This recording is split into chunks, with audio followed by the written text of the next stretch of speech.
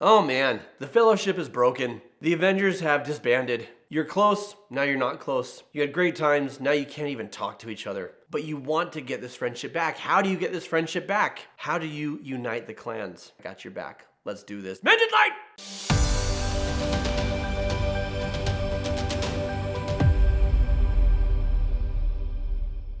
We've all had a situation where a friend or a family member with whom we used to be close, we're not close with anymore. And sometimes that's just you grow apart, and sometimes bad shit happens, and you don't know how to make it right. Let's talk about both of those. If you just grow apart, it's usually fairly simple, but a lot of people have a problem with this. They feel awkward because they haven't talked in years, right? They haven't talked in months or years. They feel like a bad friend.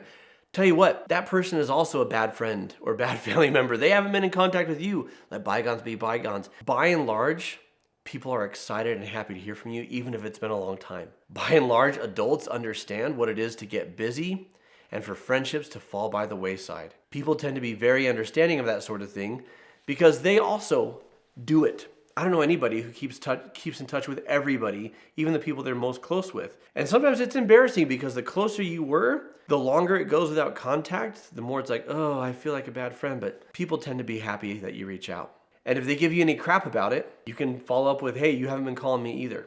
Now, if they have been calling you, if they have been emailing you, if they have been texting you, and you've been ducking their calls because you're too overwhelmed with life, own it. Lead in with, hey, you didn't deserve for me to ghost you for so long. It's not personal. I'm just struggling with a lot of things, but I realize how much you mean to me, and I want you back in my life. I hope you can forgive me. Most people, that sort of thing, it works. Now, what if some bad stuff has happened? What if small things became big things? And you proclaimed on your social media that your friend is a terrible person and here's why, and you smeared their name, or they kissed your boyfriend, or they borrowed a DVD and they haven't given it back for 10 years. Alan Seared, I'm looking at you.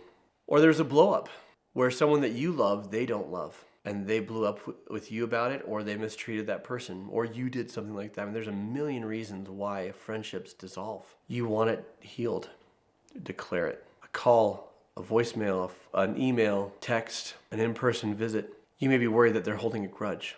Some people do, and some people won't forgive. And you may be afraid to reach out because it will be the official death of the relationship because they'll say, I'm not interested. Well, make it quick. Mercy kill this friendship by trying to save it. And if it's not going to be saved, then at least you know. Or at least they see that you're willing to make amends and maybe they come around later. And honestly, in therapy, people ask me all the time, how? How do I say this? How do I say that? And you just say it. We worry too much about the how. Be straightforward and respectful. Don't look for the right words. The right words are usually the simplest ones. I miss us, and I want to get us back. I miss having you in my life, and I want to have you in my life again. And if that requires an apology, if there's something that you said or did, and usually it's two to tango. Usually they said and did some stuff too. But if you're leading out trying to get them to own that, then it's just going to feel like a call out. It's just going to feel like a confrontation. It's just going to feel like you trying to get them to change so the relationship can be okay. And maybe that's how you feel. I wish we could reconcile, but they're being such a tool. I remember an episode of I Love Lucy where Fred and Ethel, who are Ricky and Lucy's friends, they're having an argument and they're not talking to each other. And Lucy's trying to get Ethel to apologize to Fred. And Ricky's trying to get Fred to apologize to Ethel just so that they're friends, it's not awkward, and they can all hang out again. And Ethel says, well, if Fred apologizes, then I'll apologize. And Fred says, well, if Ethel apologizes, then I'll apologize. And they're both wallflowers in their relationship, waiting for someone to ask them to dance. They're both waiting for the other person to make that first move. Go ahead and be that person. Go ahead and be the person to apologize. Go ahead and be the person to take ownership and accountability. And don't do it with the need or the expectation, this is the hard part, that they do it as well. A lot of us can apologize as long as we have assurance that the other person will see that they were a jerk as well and they apologize. But what happens if they don't? What happens if they're not ready to? What happens if they leave you holding the bag and holding the blame? The biggest issue is pride. We can't control ourselves. We can't control other people. We are only responsible for ourselves. And so I like to tell people, keep your side of the street clean. Imagine your friend is across the street with their house and their yard and their sidewalk, and you're on the other side of the street with yours. It's not your job to pull their weeds and to sweep their driveway. It's not your job to tell them what needs to be done differently. It's your job to keep your side of the street clean, to sweep up the garbage, to pull the weeds, to mow the lawn, to keep it looking nice. Because that models for them, and maybe they'll want to do it as well. By and large, when we model accountability without expectation, it makes it easier for the other person to do the same thing. And if we want them to apologize or take ownership, then we need to treat it like two separate things. We can't blame our behavior on them. You can't say, I lost my cool because you did this. We alone are responsible for ourselves. No matter what your friend did, you're responsible for you. If you said something hurtful, if you did something hurtful, that's on you. It's not cause and effect. Yes, they need to be responsible for their side of things if you're going to reconcile, but they didn't make you do anything. So lead by taking ownership. And then if you need to hold them accountable because they don't apologize or they don't own their stuff, treat it as a separate thing. What this looks like, I want to apologize for saying what I said to you. It was hurtful and it was wrong. I was hurt and I was not in a good headspace. And I meant it when I said it because I was angry, and when I'm angry, I get dumb. And then I calmed down and I realized not only how wrong, like morally it was for me to say that, but wrong, period. What I said wasn't true, and I'm sorry. Or I need to apologize for how I said what I said. The core message I meant, that is a real issue that I have with you, or a real concern that I have, or a real struggle.